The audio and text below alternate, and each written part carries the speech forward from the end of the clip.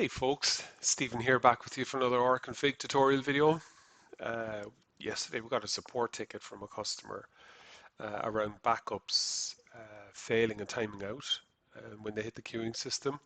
So today I thought it was a great opportunity to demonstrate how to make changes to the queuing system to prevent those timeout issues. By default, rConfig comes with a queuing system with a number of queues, and the timeout is hard-coded to one of them but set differently for others. We've got a really good document here on, just turning on my mouse highlighter, on how the queuing system works over at docs.rconfig.com. Head down to settings and queue manager and scroll down and you'll see the different queues that we have and how to adjust the timeouts on those queues. Now, these queues are new on 7.1, so if you're running a version older than 7.1, they might not look very familiar. Be a great opportunity to get updated to the new queues. They just add a little bit more efficiency. But what we're going to talk through today is how to update the timeout value for these queues using the environment variables file. Okay, so let's get on with it. Let's figure out how to do this and make your backups more efficient. Okay, so by system backups, I mean the inbuilt rConfig feature to back up the system itself, not device configuration backups. And so system backup really does two things. It backs up the configuration files themselves from the disk and the database and zips it up and stores that locally on the disk. So it's a good example of a job that hits the rConfig default queue, and depending on the length of time it takes, may actually hit the default Horizon queue timeout of 60 seconds for that job and thus kill the job. Okay, so that's not ideal. Um, I know, given the size of some tests this morning, that this job will only take about 30 seconds. So what we're going to do is we're going to fake the time of the job. We're going to change the Horizon queue timeout value, and then we're going to observe what happens afterwards. So let's have a look at the default time first. Okay, so in so logging into the command line, let's have a look at where we are. We are in the rconfig 7 directory. Now, ideally for all of you, I'm the exception to this rule because I'm on a development server. You will cd into the current directory also to run any PHP artisan commands. Okay, but we're not there. I need to stay in the directory I'm in. So what I'll do is I want to review the .env file, and in the .env file there's a key value pair, Horizon prod timeout, and the default is 60 seconds. So if you've not changed this already, your default will be 60 seconds.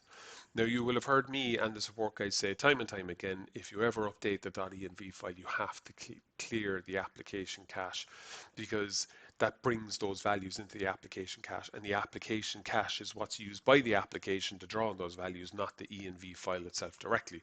So you may have seen this command before, but what I want to do is just actually look at the application cache first. So there's this command called, and sorry, no, I have an alias for PHP Artisan called PA, and if I just type in Tinker, and I'm going to look at the Horizon part of the application cache, and right down here, let me see, we have Horizon 1. I want to go to Horizon 2.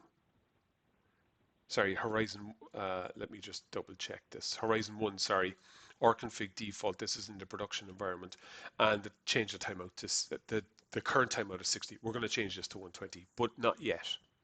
Okay, so it's currently 60. So what I'm going to do is bring up my code base.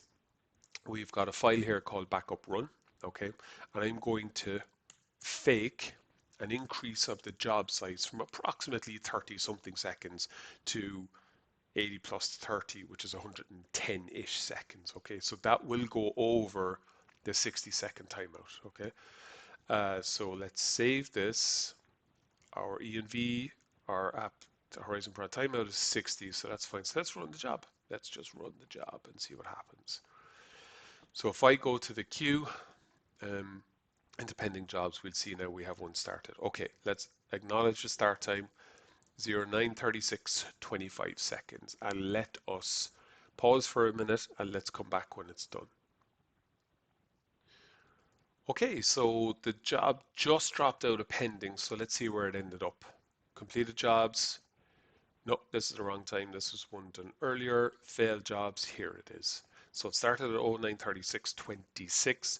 It ended at 09:37:27. So it takes like 60.03 seconds in this case to run the job. And the error was timeout exceeded exception. That's totally what we expected. The job took longer than the Horizon Queue timeout value allowed for. Okay, let's go back to pending jobs and let's make our adjustment. Okay, so back in here, we still have our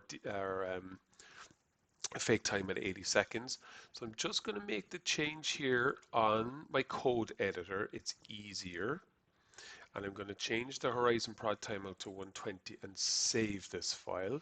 Okay, and then I'm going to go back to my command line and I am going to do rConfig clear all. Okay, so remember, every time you update the .env file, do a clear all.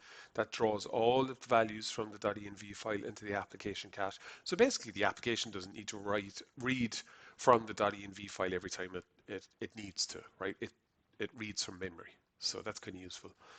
Let's just verify it here on the command line first. We look at our PHP Artisan Tinker command, which basically allows us to kind of look under the hood of the application, see what's going on. Let's look at the cached information for Horizon. If I scroll down here, so production, Horizon 1, rConfig default, and the timeout is now 120. Perfect. Which means if I run back here to backups, do a refresh, yeah, and if I do a start backup, now it actually ran, and there's a reason it did run successfully, which I might explain in a moment. In fact, I'll explain it right now. So if I go back here, backup run starts at 09:31, 39:31. We're going to wait 2 minutes. I'm going to explain why this was successful, even though the job failed, right? And the reason it was successful, this job takes about 30 seconds. If you look at the code, let me bring up the code here. Uh, it it did a log entry first and then did the run backup itself. So this actually does the backup before it pauses. Okay, so actually the 30 seconds backup worked successfully, and then we paused the script, which is why we see a backup in here. Okay, I could easily have moved this above and the backup would never have run. I just wanted to clear that up. So let's run back to Horizon pending jobs, and we're just going to wait for a second for this to complete, and then we'll observe the results. And it literally just dropped out of the pending jobs queue. So let's see where it ended up. It ended up here in completed jobs, not in failed jobs. This was the one from earlier. It ended up in completed jobs. We can see the runtime here was about 108 and a half seconds.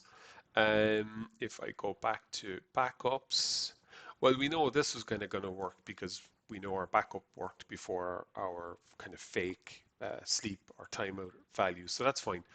But the point is it ended up as a completed job and did not reach the 120-second timeout. 30 plus 80 is 110-ish seconds, and so I hope that proves the point. I think it's important to understand how this works, that if you do hit those particular issues around timeout exceeded exception, you have options to increase the values, the timeout values. Now, there may also be other things going on. Raise a support case if you're a professional subscriber. But look, at least I hope this video was useful in terms of you helping yourself to increase those timeout values. Thanks, folks. See you soon.